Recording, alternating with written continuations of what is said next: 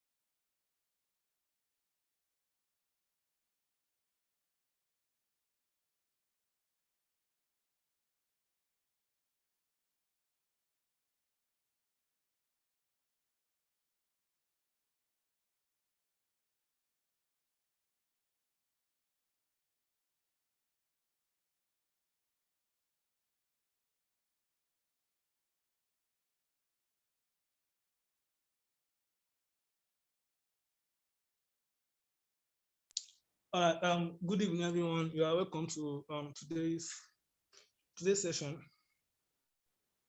So today we are going to be talking about what is a time lock. So basically, a time lock is a smart contract that the execution is delayed to a specified period of time. So let's say you want your smart contract to be executed after a year or after some days or after some minutes, just after a period of time. So that's what we call the time lock contract. So a time lock contract has a lot of a couple of use cases. So for example, if you want you have a token now, and like you don't want to, and we are like entering we are entering a bear market. So you will be tempted to like sell off your you might be tempted to sell off your tokens or your coins. So if you write a smart contract that enforces it that you should not be able to withdraw these tokens until after a particular period of time. So it helps you to like it takes out your emotions. For example, like I said, if a coin is like doing bad in the market, like it's going the value is going down, and you are tempted to like just sell it off at a bad price. So you can have a time lock contract that where you can lock up your token until after a particular period of time. Let's say 1 year, 2 years, 2 years. It depends basically. So that's basically what a time lock is. So today's session we are going to be writing a smart contract that implements the time lock, and we are going to see how it works in Solidity. So the person that will be write smart contract for us is like not yet. So we are going to just be Hello. hello. Yeah, I'm here. Sorry about that. Okay. Hello, Yeah, everyone. Okay. Sorry for joining late. I was trying to do a lot of things. I'm so sorry about that. So yeah, I'm going to do a live demo, but for that, I'll just like give like a brief overview of what what I'm talking about today. So I think my support has that's Byte developer has already done like some introductions. So because of time, I'll just go straight to the point. So I'm going to be sharing my screen. I'll be using Open Zeppelin for okay, I can't share. Okay, sorry, you have to stop sharing before I can share.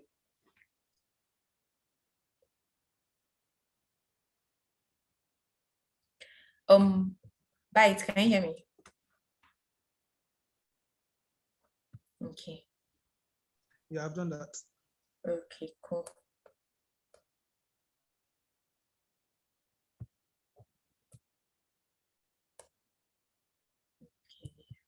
Okay, I'm sharing my screen now. So yeah, um so I don't know. I joined the call late, so I don't really know what Byte has talked about, but then I'll just okay. So I'm talking about how the time lock works and why a project would need a time lock. So I think it boils down to trust. I mean, like there have been cases where people have lost their money from scams, like project owners can steal tokens that are meant to be used for staking or put in mining and stuff like that. So the problem is usually about having to trust project owners and developers. So that's where time lock comes in. And I jotted down some real life scenarios. The creator of Sushi Swap sold his share of tokens, which cost like a 99% dump of the Sushi token price. And to record, as a result of this, the confidence that the investors had and the community had in the Sushi Swap was lost, and then they had to like restore their confidence by and they used the time lock. They use time lock to actually restore their confidence. And at the end of the day, the community voted to lock 66% of the newly minted liquidity provider tokens for like 6 months. And they did all of this through time locks. There are other scenarios, but like you could do a quick research on other scenarios where time lock were like real life use cases of time lock. So at the end of the day, projects need a way to reassure the community, founders and developers that they won't be scammed, and they use time lock for that. So time lock basically guarantees the community of security. So funds are created by multiple keys, and it makes it harder for malicious users to spend these funds without approval from every other owner of the multi-sig. So multi-sig is basically where multiple signatures are required from different addresses, and they are needed for a transaction to be executed. So before a transaction is executed, multiple signatures have to come from like different addresses for the transaction to be executed. So that's multi-sig, because I'm going to be using this term a lot during the live demo. So I just wanted to put it out there before you get confused or wonder what the word stands for. So that's what multi-sig is. So yeah.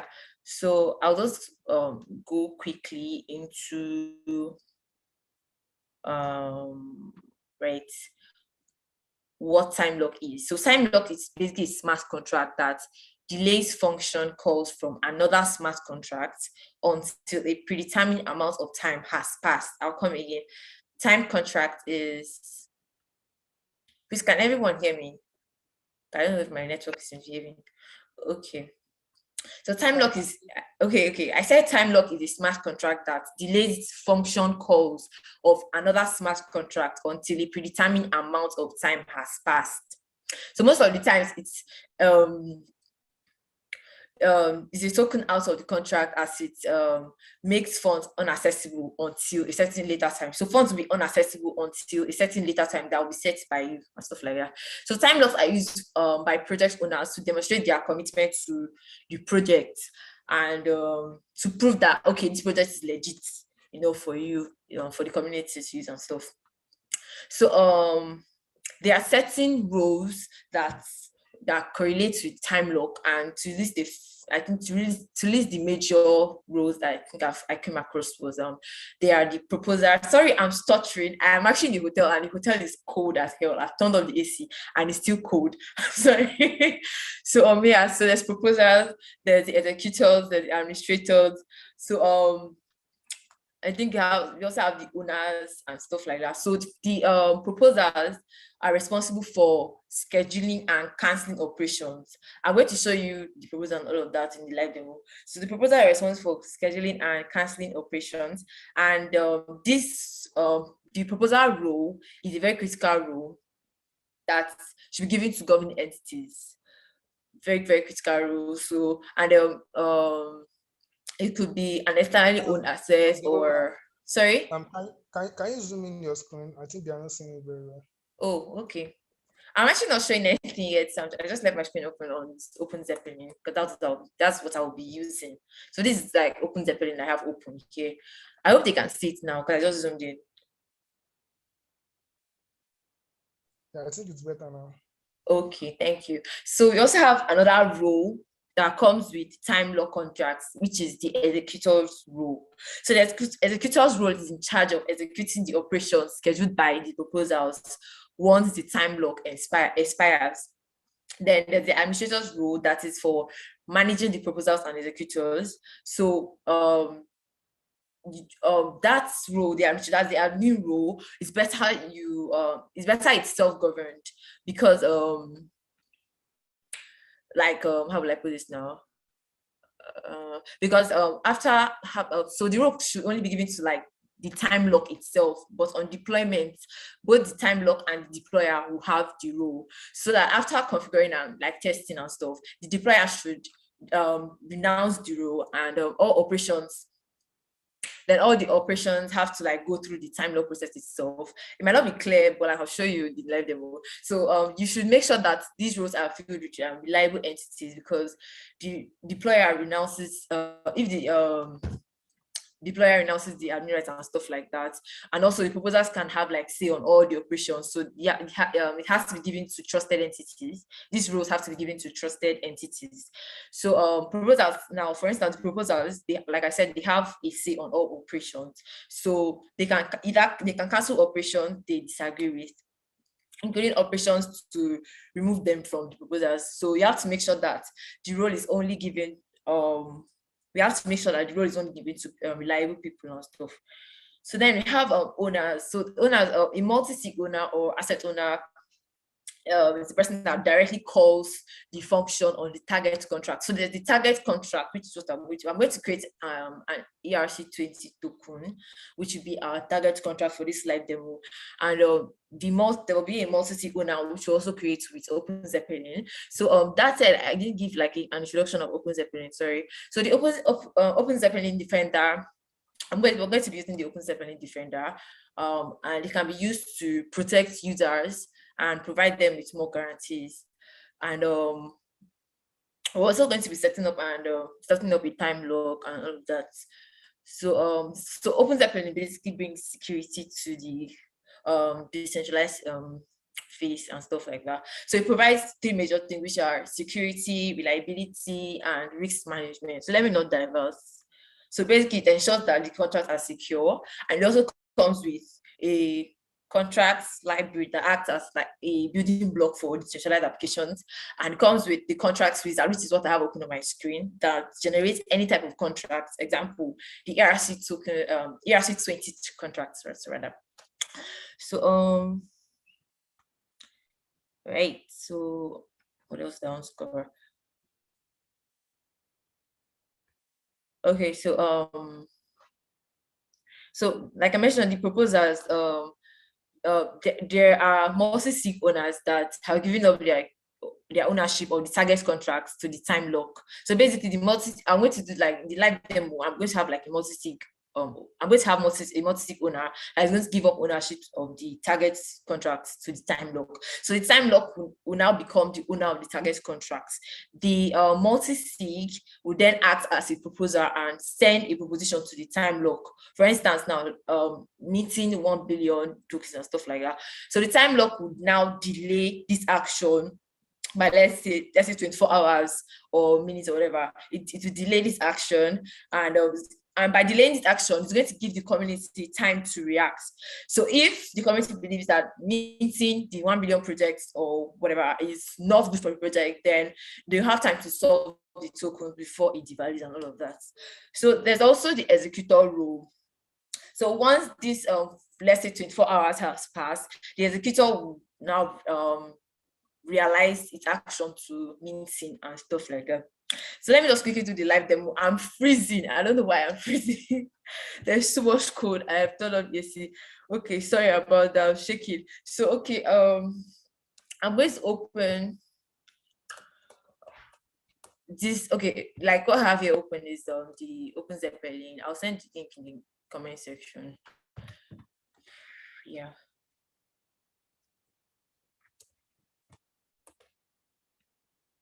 Okay, where is the comment section now? Chats. Okay, I can't. Okay, you can't really see it if you're on YouTube live. So maybe one of the mentors can paste the link, or Byte can help me paste the link in the YouTube chat for those that want to like follow along and stuff. So I'm currently working on the Open Zeppelin, and I'm currently using this Open Zeppelin rather. So here I have opened the contract wizard, and I'm going to open it in Remix. I'm going to open this in Remix. So if you open it in Remix, you're going to see this. You're going to see this, and you can actually compile.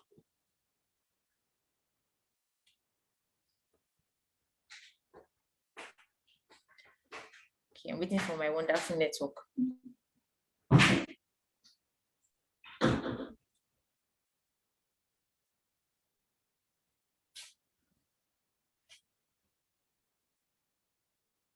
Let me try refreshing or going back and opening it again.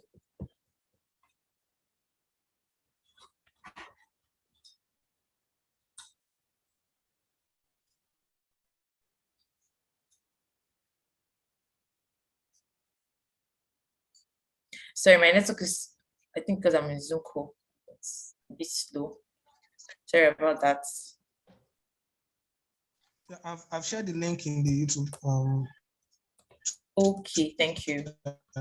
So I'll compile the contract, and then I'll have it compiled. Then I'll go to the deploy tab, and I'll click. I'll choose the injected Web3. Then I'll choose the contract that I want to deploy, which is okay, this token, which is my token here. So I have it here, my token.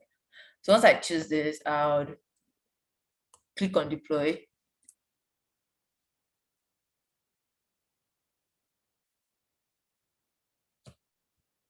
Then I'll confirm. MetaMask will then be open because I'm using Kevi Test Network, and MetaMask automatically be open, and I click on confirm. So once I do that,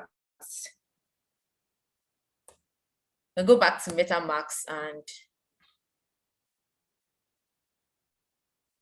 I'll see this contract deployment. I don't know if you can see it too. I hope you can see it. I'm choosing my font. So you click on this contract deployment, and then you go to view on block, click on view on Block Explorer. So here, still loading, but it's still loading. It's loading here. So once it's done,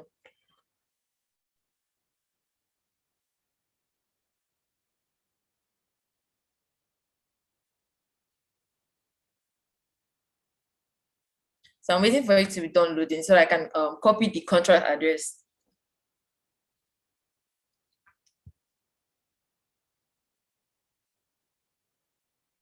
Okay. So I have my contact address here. So I'm going to copy, I'm going to click on this and copy it. So once I did, I'm going to go to the Open Zeppelin Defender like that I said we're going to be using.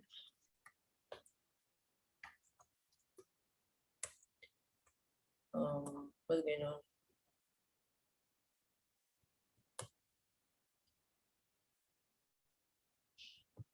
I don't know whether my laptop is also catching cold. Let me bring down this tab so I can see what I'm doing. Sorry.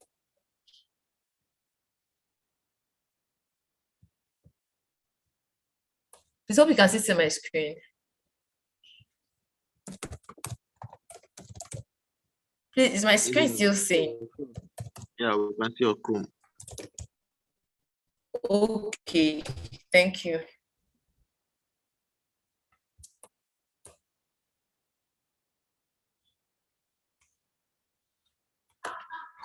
So once you have Defender open, you can sign up as if you've not signed up. I think I have signed up already, so I'll just sign in.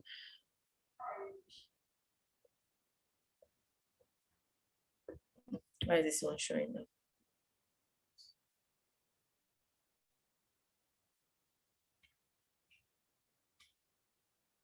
So once you sign up and sign in, you have your this thing. I have like done this before, so that's why I have time locking and stuff showing here.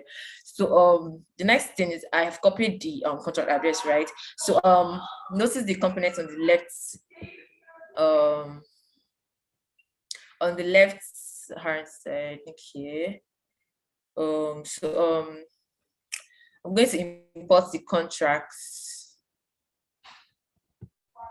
I'm going to click on add contract and then click on import contract. Then I'll give it a name. Let's just call it my contracts, or because I'm bad at naming things, so heavy contracts or zero contracts. Zero contracts. Okay, then I'm going to choose the network I'm currently using, which is WinKB. So WinKB. And then the address that I copied.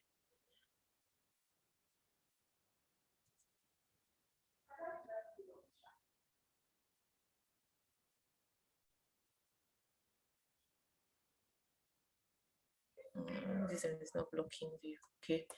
So here, okay, this ABI actually came here. So when I did it first time, the ABI wasn't like here, it was empty, it was blank. So if it happens to you, just go to the Remix IDE. Hope is this one? Okay, should be this one. Let's go to the Remix IDE. Where you compare and copy your ABI here. Once you copy the ABI, you can go back to the Defender and paste the ABI here. So once you're done pasting the ABI, and click on add.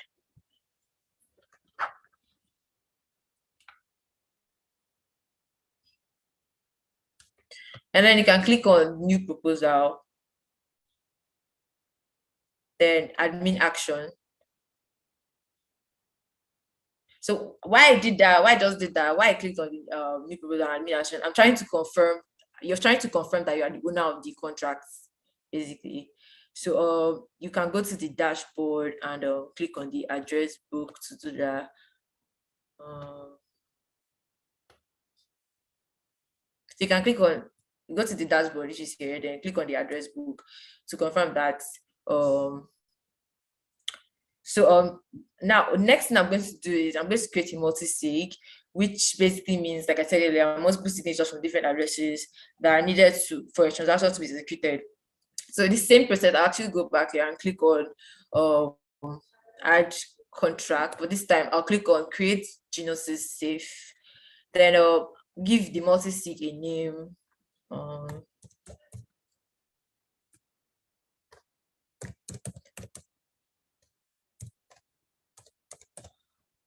And then choose a network, WinKB or whatever. Yeah. So the address basically, I'm going to use my address.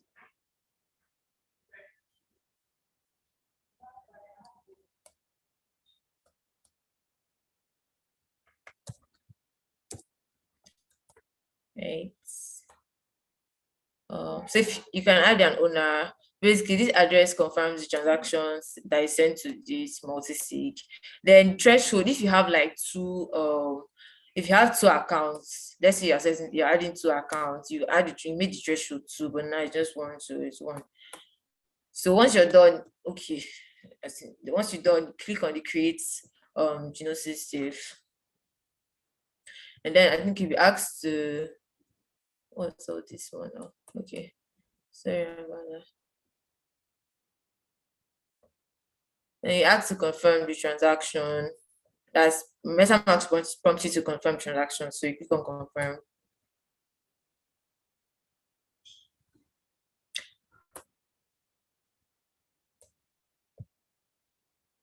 So I'll just do a quick recap. So far we created a target transaction, which is the token contract, and then we created a multi-sig of which we have one owner, and the next thing now is create the time lock contract.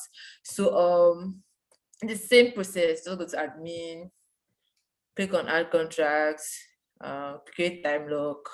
Here, give your time lock a name. Your time lock in name, network Drinkable. Now you choose add the multi-sig as proposer, and why I'm doing that because we want the multi-sig to be the proposer on the time lock. So the owners own the multi-sig. So the multi-sig will be the proposer on the time lock basically. So then we also have the executors where you can set individual addresses to execute proposals on the time lock basically. So with the executors, you can set individual addresses to here now. I'm clicking on allow anyone to execute proposals to this network, but you can always add multiple you can add set individual addresses to execute proposals on the time lock. For now, just for this demo rather, I'm just going to click on the allow anyone to execute proposals on this to this time lock rather. So so the deployer will be the admin of the time lock itself. So the admins are in charge of managing proposers and executors. For the time lock to be self-governed, this role should only be given to the time lock itself. So upon deployment, both the time lock and the deployer have this rule. So the minimum delay you can anytime you submit a new proposal, you have to set up a delay. That's why you have this minimum delay section. So here the minimum delay is set to 3 minutes. You can set it to 30 seconds, whatever you want to set it to. So here I'm setting it to 30 seconds. And then you click on create time lock to deploy this new time lock. You can click on the create time lock, and then it's prompted you again to confirm your transaction, and you click on confirm and transaction pending.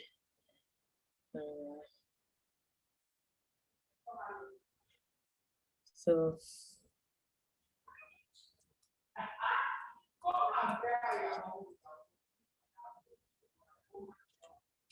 you see that it says transaction confirmed. So you can go to the time lock and you have your time lock created. So basically that's it. Yeah, so I don't think there's any other thing I would like to cover. Bai, do you have anything to say regarding this? Or are there questions in the comment section or something?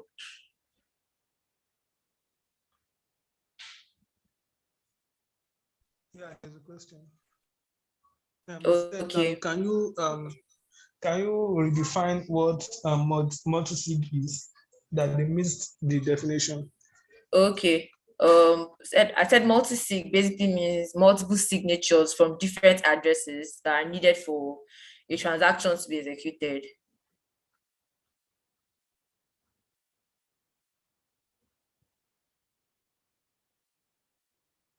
Okay.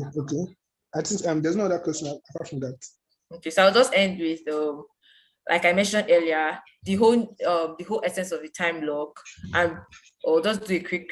So basically, what we did was we created a time lock and we executed the proposal through that time lock. And the whole essence of time lock is when it comes to trust between the community and the projects, and so basically, I said the project needs a way to reassure the community, founders, and developers that you won't scam them.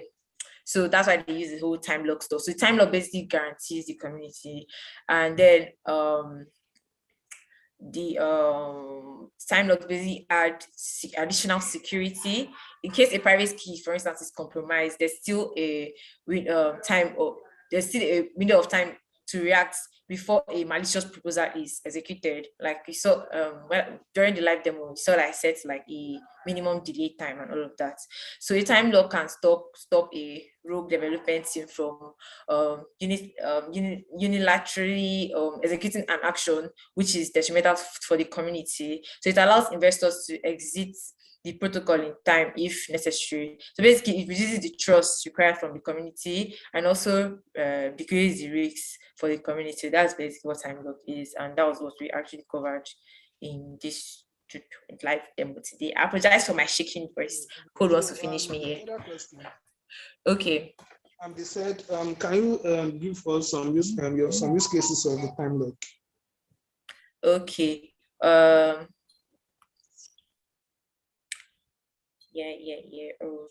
Yeah, I mentioned the major use case, which is trust. I said, I mentioned an instance where people have lost money from scams.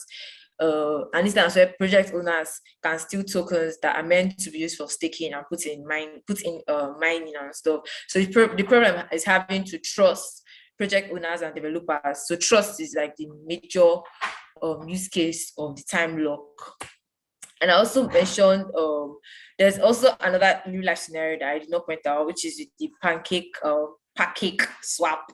So like the developer in Pancake Swap set up a time lock contract that broadcasted any protocol, or basically broadcasts any protocol changes for about 6 hours before going live. So this helps Pancake Swap to allow the community some time to broadcast some changes and prepare accordingly and stuff. So it allows traders and liquidity providers to jump into new pools, as they can just time lock contracts for any changes and also be ready as that change goes live and all of that. So at the end of the day, it's just a way to reassure the community, founders and developers that they won't be scammed and all.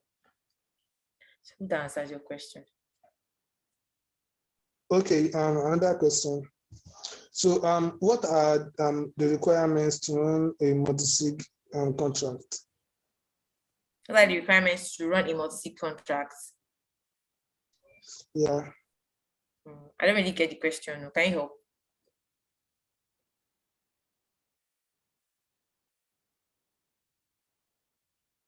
Hello, can you hear me?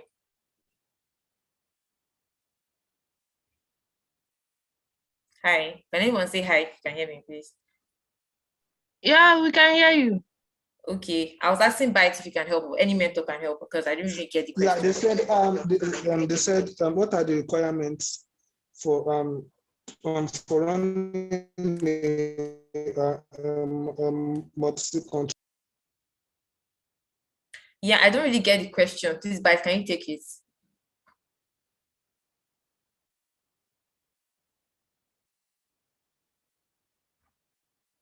Hello? Okay, so basically a multi-sig contract is a contract, basically mostly a wallet, a contract that's used as a wallet. So basically for you to send funds from the contract or do anything on the contract, so there has to be a couple of signatures. So just like you use your normal wallet, and you just use a private key. So for a multi-sig wallet, so you have to provide the signatures or keys of the people that are running the multi-sig contract. I think that's it. Sure.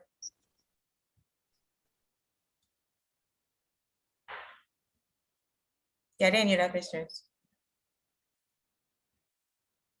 Yeah, what they said, when is multi-sig most useful? Can you take that as well? Yeah, I think so basically imagine the contract, a DAO having a wallet, and it's just one person can control it. So it doesn't really make sense, because if the person controlling it decides to like do something bad or just drain the fund of the wallet, nobody can do anything to him. So basically, that's why that's a use case where multi-sig is very important. So it isn't controlled by just one person. So basically, it can be up to 3 to 4 people that are controlling it. So one of them cannot just say, I want to just like take a particular fund from this wallet and spend it anyhow. So basically, all of them or I think it has like a minimum too. So basically, they will agree on whether to approve the transaction by providing their signatures, and Yeah. so that's one use case. And basically, it's just for having a bank account that isn't controlled by just one person. Basically, that's what like a multi-sig literally mean. Yeah. Yeah.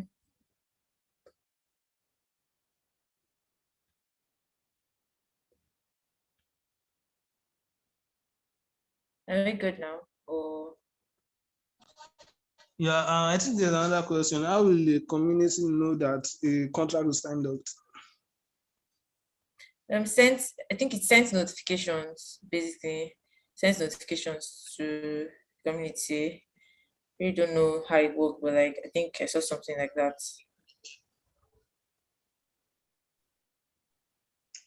Okay, so I think there's another question.